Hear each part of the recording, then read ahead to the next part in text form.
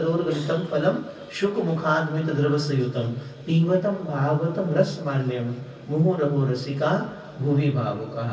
रसिक बनकर पिए, भावुक बनकर। ध्यान दीजिए, भागवत क्या है? भावुकों की कथा है। भावुक माने, भाव माने, आप देखिए पूरे शरीर में, आपके पूरे शरीर में क्या है सबसे ज्यादा? जल तत्व। जल सबसे ज्यादा है, 70%। आपके क्या पूरी बॉडी के अंदर जितने सेल हैं, सेल के अंदर क्या लिक्विड है, जल तत्व सबसे ज्यादा है। लेकिन पूरे शरीर में कहीं भी चोट लगे तो बाहर क्या आता है? पता? पूरी बॉडी में क्या है सबसे ज्यादा? जल है।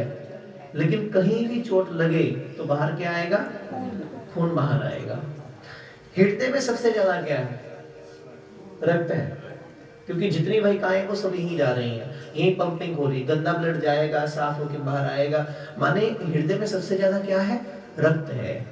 पूरी बॉडी में सबसे ज्यादा क्या है? जल है। कहीं चोट लगे तो बाहर क्या आएगा? खून आएगा, रक्त बाहर आएगा। दिल में सबसे ज्यादा रक्त है, लेकिन दिल के चोट लगे तो आंखों से पानी आता है। करके नहीं देखना, कई बातें समझ लेनी चाहिए श्रद्धा से। दिल के चोट लगे तो आंखों से पानी आता है। आप ये समझ लीजिए, चोट लगाने की जरूरत नहीं है। जब मान लो दुनिया में कोई दर्द होता है अंदर यहाँ है, फिर क्या होता है? आंसू गिरते हैं जब दिल को चोट लगती है। होता है कि नहीं? क्यों आंसू गिरते हैं, क्या पीड़ा होती है, क्यों दर्द उठता है, क्यों आंखें रोती हैं। एक बार तो आंखें भर कर देखो मेरे सांवरिया, राधा यूं रो कहे। एक बार तो राधा बन कर देखो मेरे सांवरिया, राधा यूं रो कहे। पनघट पे मधुवन में वो इंतजार करना, पनघट पे मधुवन में वो इंतजार करना। हे शाम तेरी खातिर वो घुट घुट के मरना, हे शाम तेरी खातिर वो घुट घुट के मरना। एक बार तो आंसू भर कर देखो मेरे सांवरिया, राधा रो कहे। एक बार तो राधा बन कर देखो मेरे सांवरिया, राधा रो कहे। तुम क्या जानो मोहन ये प्रेम की भाषा, तुम क्या जानो मोहन ये प्रेम की भाषा। क्या होती है आशा, क्या होती निराशा, क्या होती है आशा, क्या होती है आशा। एक बार तो आहें भर कर देखो मेरे सांवरिया, राधा रो कहे। एक बार तो राधा बन कर देखो मेरे सांवरिया, राधा रो कहे। ये क्या है? भाव। जब भाव जागृत होगा, भाव में क्या होता है? अखियां बरसती हैं। इसलिए भागवत क्या करती है? आप में भाव की सृजना करती है। भागवत सुनते रहेंगे और 7 दिनों में मान लीजिए एक बार भी आंखें ना भरी, तो इसका मतलब भागवत अंदर नहीं तो प्रवेश कर रही, दिल को नहीं लग रही। दिल को लगेगी तो ऑटोमेटिकली भाव, क्योंकि भावुकों की कथा, रसिकों की कथा है। सुनते रहेंगे, अंदर ऐसी चोट लगेगी भीतर कहीं। ये चोट कौन सी है? ध्यान दीजिए, ये दुनिया की चोट नहीं है, ये अनंत ब्रह्म का परम प्रेम है। जहाँ किशोरी जी कहती हैं, एक बार तो राधा बन कर देखो मेरे सांवरिया, राधा रो कहे। अनंत प्रेम जब प्रकट होगा। भागवत में 4 शब्द हैं, भ, ग, व और क। भ माने भाव, ग माने ज्ञान, व माने वैराग्य, त माने त्याग। जब ये चारों आपके अंदर प्रतिष्ठित हो जाते हैं तो वो अवस्था भागवत की है। आप भागवत हो जाते हैं। भागवत माने एक भक्त की ऐसी परिस्थिति, एक ऐसी स्थिति जहां वो बिल्कुल कृष्णमय हो जाता है, वो कृष्णमय डूब जाता है। फिर भले उस अवस्था में जाकर आप प्रभु को गालियां देते हैं, वो भी भगवान को स्तुति लगती है। भक्त के निकलने के मुख से निकलना हर शब्द वेद प्रमाण बन जाता है। ध्यान दीजिए, वेद क्या कहते हैं उसे छोड़िए, लेकिन भक्त जो कह दे वही प्रमाणित हो जाता है।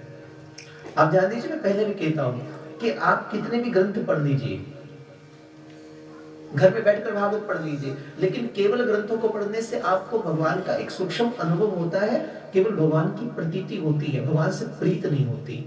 और जब तक प्रीत नहीं होगी तब तक इनकी प्राप्ति बिल्कुल नहीं हो सकती। अब प्रीत करने का साधन क्या है?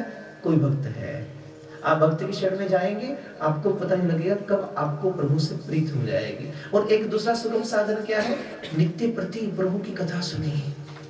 नित्य प्रति भगवान की वाणी सुनते सुनते आपको भी खबर नहीं लगेगी कब आपको वृंदावन बिहारी प्यारे लगने लगेंगे, कब आपको प्रभु से प्रेम हो जाएगा।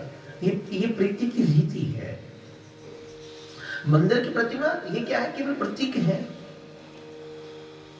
प्रमाण नहीं है। प्रमाण तो कोई शबरी है। प्रमाण तो आप में कोई भक्त होगा जिसकी आस्था उनसे इस कदर जुड़ जाए कि वो डूब जाए, फिर ना अपनी खबर रहे ना संसार की खबर रहे, बस जो इनका हो जाए, वो परम प्रीत है, वो अवस्था डूबने की, वो अनुराग की परम अवस्था। भक्त प्रमाणित होता है भगवान के लिए। शबरी होगी तब राम प्रमाणित होंगे, मीरा होगी तो गिरधर गोपाल प्रमाणित होंगे।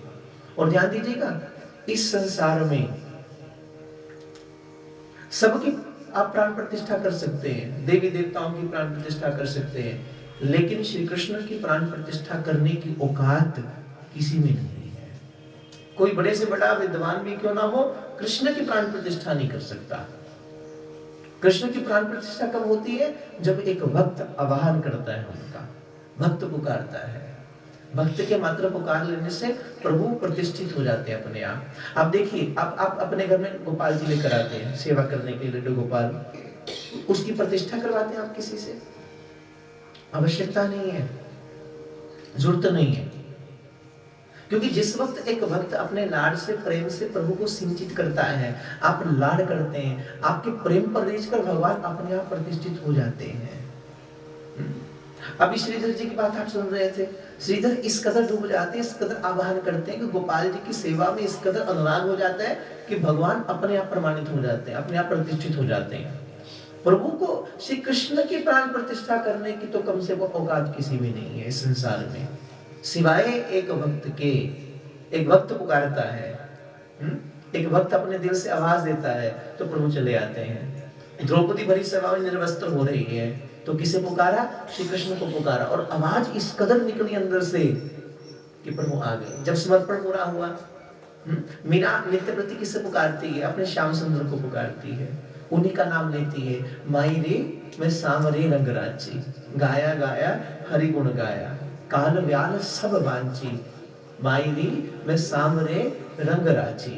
जब उसका रंग चढ़ जाए, जब उसकी वो विलक्षणता आपके भीतर आने लगे, उससे प्रेम आपको होने लगे, फिर भगवान का आवाहन होता है। नारद क्या कहते हैं? एक भक्त ने प्रतिमा क्यों बनाई, प्रतिमा की सेवा क्यों की जाती है? नारद बड़ा सुंदर कहते हैं इस पर। बोले एक भक्त अपने आप को बड़ा दीनहीन मानता है, मैं असमर्थ हूं। भक्त सदा यही कहेगा। हरिदास जी की वाणी है, हरिदास सुन कहते हैं, बहुत जन्म बिछड़े ते माधो, ये जन्म तुम्हारे लिखे, हम सर दीन दयाल न तुम सर, अब पत्यार क्या कीजे, बहुत जन्म बिछड़े ते माधो, ये जन्म तुम्हारे लिखे। मेरे जैसा दीनहीन कोई नहीं है। सूरदास इतनी प्रतिष्ठित होने के बाद, प्रभु को इतना अनंत प्रेम करने के बाद अपने को कामी कपटी कहते हैं। मीरा शस्त्रहार में पहुंच जाती है, उच्च कोटि पर बैठी है, प्रेम की परम अवस्था मीरा को मिली है। लेकिन मीरा भी क्या कहती है कि मेरो मन बड़ो हरामी, जो मद मातो हाथी। ये मीरा के शब्द हैं, ध्यान दीजिएगा। मीरा ही कह सकती है, हम लोग नहीं कह पाएंगे, क्योंकि हमारा मन तो वैसे हरामखोर है, वैसे बेईमान है। ये एक वो भक्त कह सकता है जो शस्त्रार में है। किस लिए ध्यान रखें, मीरा क्यों कहती है, जबकि मीरा शस्त्रार में बैठी है, यहाँ बैठी है मीरा, जहां से केवल कृष्ण के सिवा कुछ दिखाई नहीं देता। केवल ब्रह्म दिखाई देता है, केवल भगवान दिखाई देता है। उस अवस्था में मीरा कह सकती है कि मेरो मन बड़ो हरामी। क्यों हरामी, क्यों? क्योंकि प्रभु कभी कभी फिसलता है, यहाँ से यहाँ या यहाँ, इससे नीचे तो मीरा का मन आता ही नहीं कभी। जो शस्त्रार में बैठा है, जो ऊपर बैठा है, उसी को थोड़ा खतरा रहता है कहीं यहाँ ना आ जाऊं, फिसल ना जाऊं। इसलिए मीरा को कहना पड़ा मेरो मन बड़ो हरामी। हम कैसे कह पाएंगे जो मूलाधार से भी नीचे बैठे हैं?